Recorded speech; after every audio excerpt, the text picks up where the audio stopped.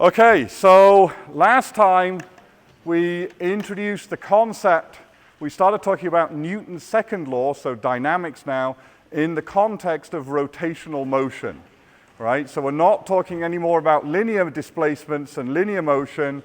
You already know that. We're now talking about how we make things rotate.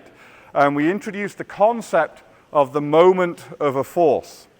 So if we look at the moment of a force, if we have some pivot point here and we have a force acting at this point here, we'll call that point A,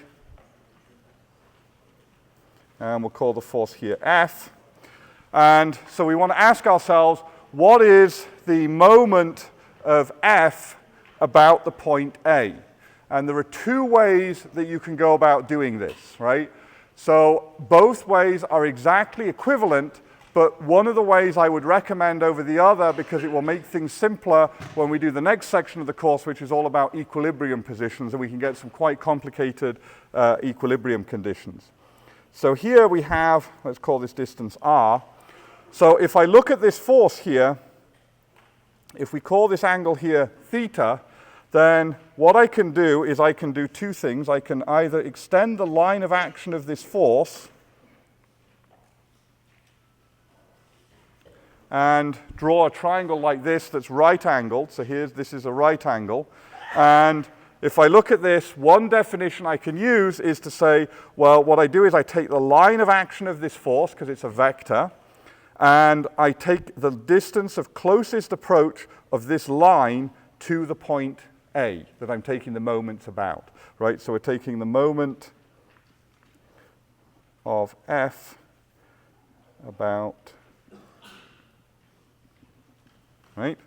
So I can take the moment of this force about here, so I can just look at the length of this line and multiply it by the size of the force, right? So we'll call this distance here d, and so I can say that the moment is equal to the magnitude of F times d. And if I look at that, if I look at this right angle triangle here, well, if we take the sine of this angle, we have the sine of theta is equal to d over r. And so therefore d is just r times sine theta, so this gives me F times r times sine theta, right? And so that gives me the magnitude of the moment of this force about this point, right? So that's one way of doing it, and that's using what we call the lever arm, right? Where you take this lever arm of this line of action of the force. Now the other way, and this is the way that I would suggest that you try, because it's most similar to what you've been doing before, and it makes some of the problems easier to think about, is to resolve this force F here into two components.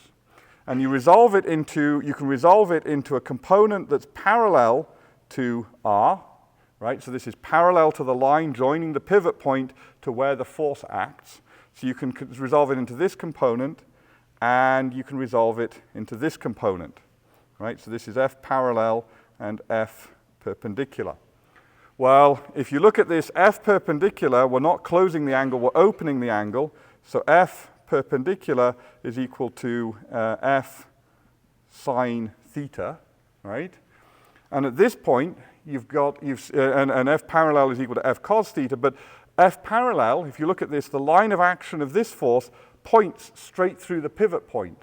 So its distance, its lever arm, is 0, and so therefore this component here has no moment, right? It doesn't contribute to the moment of the force because it points at the pivot point, right? So it doesn't generate any turning motion, right? I mean, if you imagine you get a hold of a door and you push the end of the door towards where the hinges are, the door does not turn, right? You're not generating any sort of turning motion at all. You're just pushing towards the hinges, right?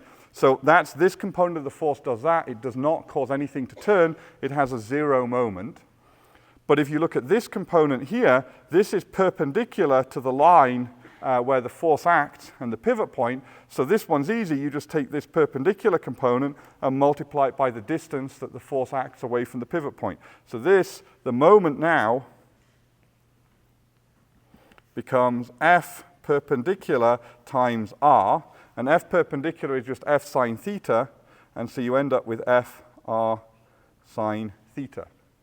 Right? So you end up with the same answer, so both those methods are equivalent, but generally speaking, particularly when we come to equilibrium problems, it's a lot easier to resolve these forces into perpendicular components like this, and then you can calculate the moment of each component separately, but this one has 0 moment, so the only one you care about is the perpendicular force. Right? So you just take the component that is perpendicular to the line joining the pivot point and the line of and where the force acts, and you take that component and you multiply it by the length of that line. And that's the way I would recommend you do it, but you can do it the other way if you want to, right? Because both are equivalent, but I think this is the way that will make things simpler when we get onto more advanced problems. Okay, so this tells us the magnitude of the moment, right? I've been using magnitudes here. But moment is clearly going to be a vector because I could be turning it this way or I could be turning it that way, right? I've got 2 ways I can turn the thing. And in fact, this is just one axis that's coming in and out of the paper. I could imagine having an axis at different angles. So I need to have a vector quantity. Now, since it's going to be related to things like angular velocity and angular acceleration, and we've already talked about those using our right-hand rule and having a direction that's perpendicular to the plane of rotation, we also want to have a vector that's perpendicular to the plane of rotation. And if you look at this, you've got F times R times sine theta, right? And so if you look at this, then the magnitude of this vector is the same as the magnitude of the cross product between the force vector and the displacement vector. And so what we end up with is that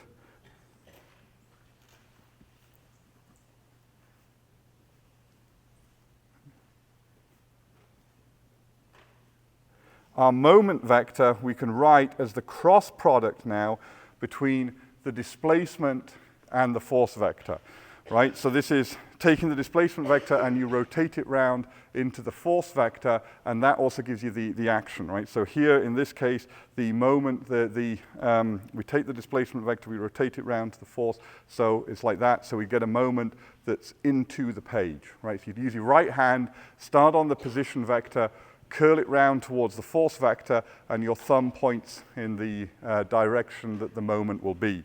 But if you remember the properties of the cross product, this has a magnitude that's equal to the magnitude of this vector times the magnitude of this vector times the sine of the angle between them. So it's going to have the right magnitude, and the direction of the vector is perpendicular to both of these 2 vectors here. Right, so the direction is also going to be perpendicular, which means it's going to be parallel to the axis of rotation, and therefore in the same direction as the angular velocity, angular acceleration vectors. And the direction, to get the direction right, you have to do R cross F. Right? The cross product is one of these things where if you do it the other way around, you do F cross R, you get the negative of R cross F. Right? So you have to do R cross F, not the other way round. Right? So the ordering here is important.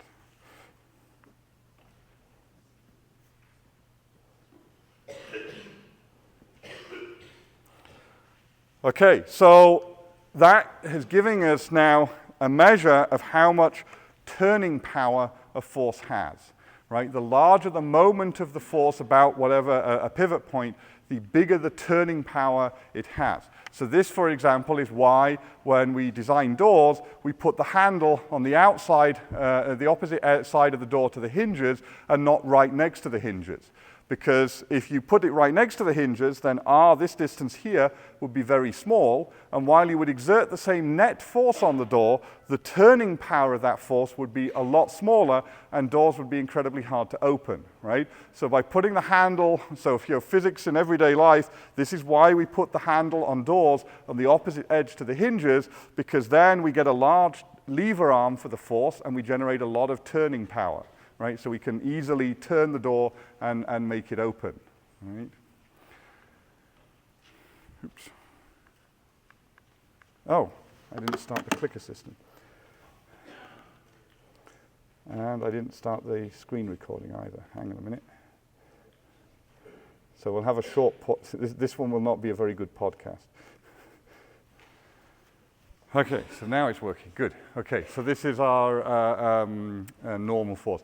And so often, actually, the symbol we use for moments is n, right? Because you don't want to use m because it'll get confused with masses. Now, the other thing worth mentioning here is we've got a distance multiplied by a force. So you've got newtons here, and you've got meters here. So the units of moments are Newton meters. They are not joules. If you remember work, we said work was force times a displacement, and we defined a unit of joules for energy. If you use the unit of joules, although it's dimensionally exactly the same as Newton meters, it's wrong to say that this, you've got so many joules of moment, right? Joules is specifically for energy. Energy is a scalar quantity. Moment is a vector quantity. So we use Newton meters for moments. We use joules for energy. You cannot use joules for moments, and you cannot use Newton meters for energy, right? Dimensionally, they're the same. Physically, they are different. One's a vector, one's a scalar, and they mean very different things. So we do, you will lose marks if you use Newton meters as units of energy and joules as units of moment, right? So make sure you get this the right way around. They are dimensionally the same, but they mean physically different things. Okay, so first clicker question. Consider this diagram here. We've got 4 forces. Each of these 4 forces has exactly the same magnitude. Which force is going to produce the largest magnitude of moment about the point O?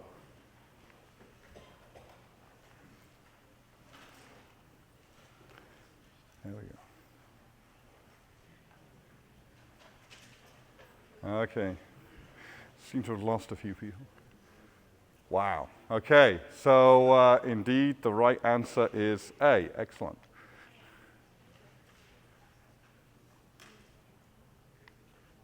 Hopefully I will show you that. There we go. Right, so that is indeed the right answer. This one has the largest lever arm, and it's entirely perpendicular, so r times sine theta times the magnitude of the force is going to be big. This one has 0. This one, although it's perpendicular, has a smaller lever arm, and this one is a smaller lever arm and only has a small component that acts perpendicular. So the right answer is A. Good. Okay, so slightly harder one. A bowling ball rolls down a ramp as shown. Which of the forces acting on the bowling ball exert a moment on the ball about its center? Right? So which of the forces, you've got it rolling down the ramp here, so you've got to decide what forces are acting on it and where they act. Which one of these generates a moment of the ball about its center?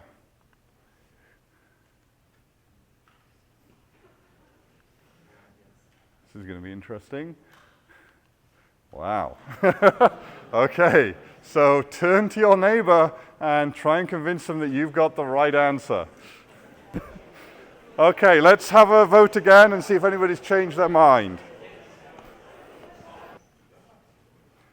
Whoa, okay, so we seem to have be developing a winner here. So well, since we're running a little bit out of time, because I want to do the demo, I will tell you the answer. So C is indeed right. C, oops, yeah. It's C, it's not what the thing wants to put.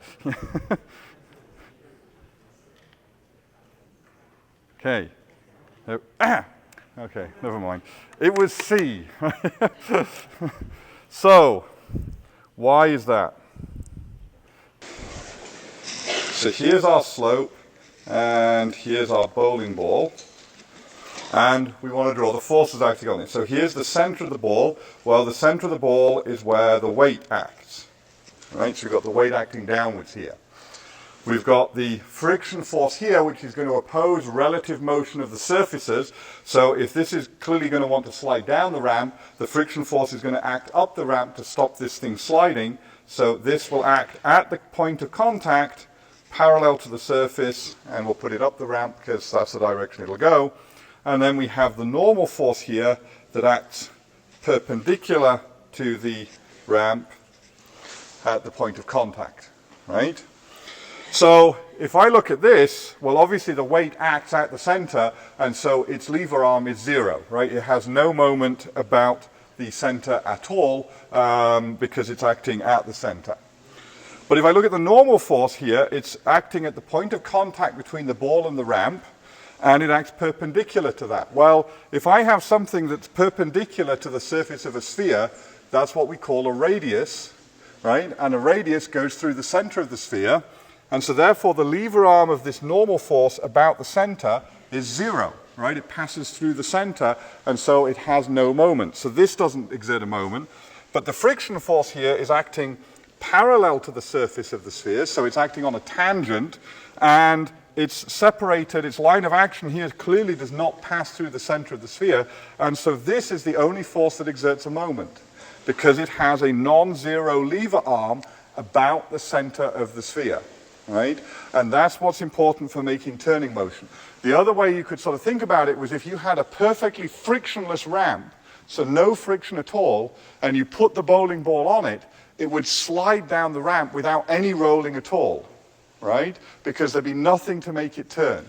Without the friction force, there will be no rotation. So the only thing causing the ball to rotate is a friction force. And so the answer was C, the friction force. Okay, so at this point we're a little bit behind where I was hoping, so I will want to do this demo while we've got it here. So what I'll show you first is I'll show you the effects of moment. So what I've got is I've got a system here that'll rotate around, and I've got a string that's wrapped around a pulley here. So the lever arm of this force, so I'm going to have a weight actually on the end here, it will pull down, so it'll cause a tension in the string that will act here at a certain distance from the axle. And what you will see is that this system will accelerate. Oh, I'll put on, well, I'll let it run and then I'll switch over to the camera. So you'll get some idea of how fast it moves, right? So it's accelerating pretty slowly. It's not moving very rapidly at all, right? Well, let's see. What I'll do is I'll wind it up on here.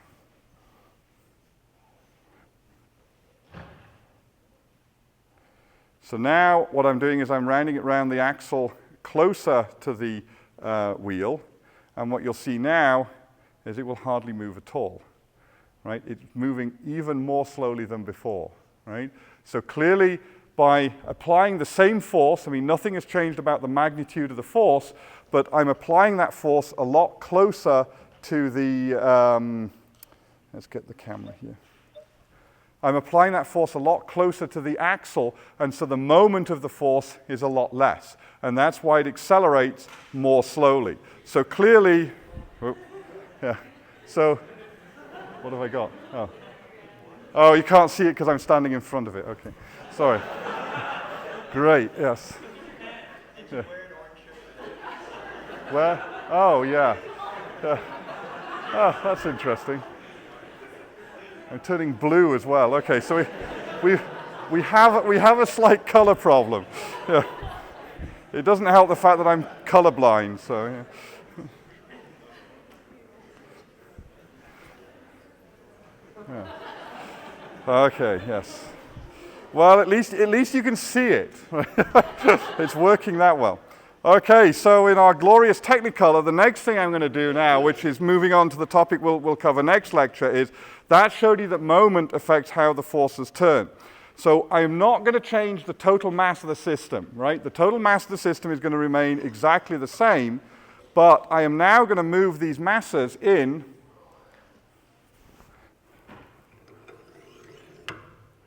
close to the center, right? So the total mass of the system has not changed. But watch what happens to the angular acceleration. Right? It accelerates a lot faster now. Right? And the reason for that is that I have changed something that's called, I've changed the distribution of where the mass sits in the system, how close the mass is to the axis of rotation, and by doing that, I have altered what we call its moment of inertia, right? And so that's how much it resists being rotated. And so in the next lecture, what we will also talk about, as well as moments, we will relate the moment of the force to the angular acceleration and introduce a new thing called the moment of inertia. So we'll be doing that next time. So revise your calculus and integration, because we'll need that for moment of inertia.